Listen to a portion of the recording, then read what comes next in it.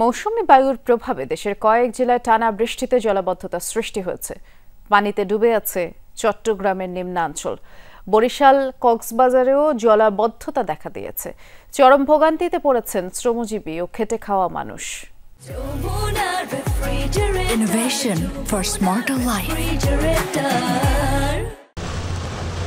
এ চিত্র চট্টগ্রাম মহানগরীর ৫ লাইশ আবাসিক এলাকার। সড়ক ডুবে যাওয়ায় নৌকা দিয়ে চলাচল করেন ভুক্তভোগীরা। অতীতের চট্টগ্রাম শহরে অনেক নৌকা চলছিল, বর্তমানে নৌকা চলতেছে পানির পরিস্থিতির কারণে। সবাই উঠতেছে, বেশি নিতেছে না, ২০ টাকা করে ভাড়া নিতেছে। ভাই হাঁটতে পারতেছে না, গাড়ি করতে পারতেছে না, আর আমার তো কাজে যেতে হচ্ছে সেই কারণে। আগের রাত থেকে টানা ভারী বর্ষণে জলাবদ্ধতা সৃষ্টি হয় বন্দরনগরীর বিভিন্ন এলাকায়। কোথাও কোমর সমান, কোথাও হাঁটু পানির কারণে ভোগান্তিতে পড়েন কর্মজীবী মানুষ, শিক্ষার্থী ও পথচারীরা। পানি যাতায়াতের কোনো ব্যবস্থাগুলো ভালো করে ঠিক পরিচর্যা হচ্ছে না। আমরা কলেজ থেকে এক্সাম দিয়ে বের হয়েছি, কি কোন ধরনের পানিগুলো আসতে চায় আল্লাহ জানে। সকালের ভারী বৃষ্টি চরম ভোগান্তির কারণ হয়ে দাঁড়ায় বরিশাল নগরবাসীর। পানিতে তলিয়ে যায় সদর রোড, কাকলির মোড়, বগুড়া রোড সহ নিচু এলাকাগুলো। বাসাবাড়ি, দোকানপাটেও ঢুকে পড়ে পানি। জলাবদ্ধতার জন্য অপরিকল্পিত ড্রেনেজ ব্যবস্থা ও খাল ভরাটকে দায়ী করছেন বাসিন্দারা। রাস্তাঘাটে বাইরেইতে পারি না, বাচ্চারা বাইরেইতে না, স্কুলে যাইতে পারে না, ভিজে ফুরিয়ে যায়। আসা যাওয়া খুবই কষ্ট হয়, অনেক সময় ড্রেনে পড়ে যাচ্ছে, পানি জমে থাকে, দেখা যাচ্ছে না, রাস্তা বোঝা যায় না।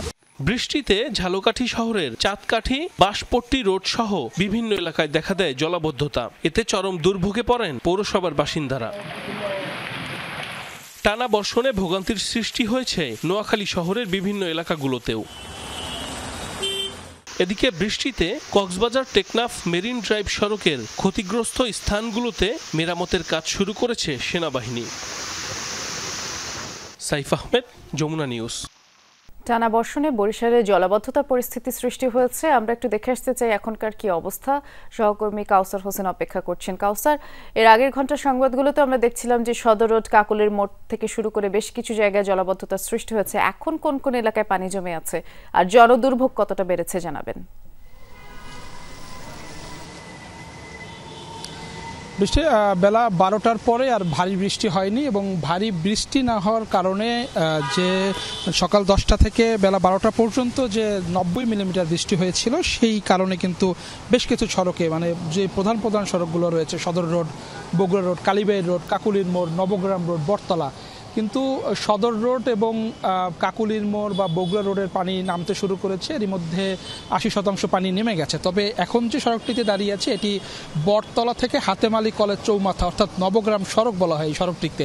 এবং এই সড়কটিতে বৃষ্টি হলে যে জলাবদ্ধতার সৃষ্টি হয়, সেটি পানি নামতে ৩ থেকে ৪ দিন সময় লাগে। অর্থাৎ যদি এর মাঝে যদি বৃষ্টি না হয়, সেক্ষেত্রে এই পানি নামতে সময় লাগে। এবং এই অঞ্চলের মানুষই কিন্তু এই বর্ষার মৌসুমে সবচেয়ে বেশি দুর্ভোগে পড়ে, এবং এখান থেকে প্রতিনিয়ত কয়েক হাজার মানুষের যাতায়াত রয়েছে, এবং নতুন নতুন ভবন নির্মাণ হচ্ছে, আবাসিক এলাকা রয়েছে, ব্যবসা প্রতিষ্ঠান রয়েছে।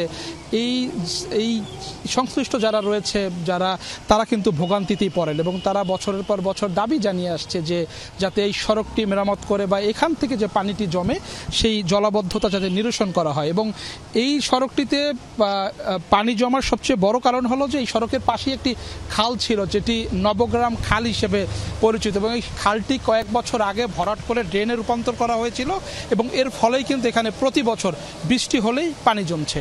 বৃষ্টি বিস্তারিত জানাচ্ছিলেন। ধন্যবাদ কাউসার।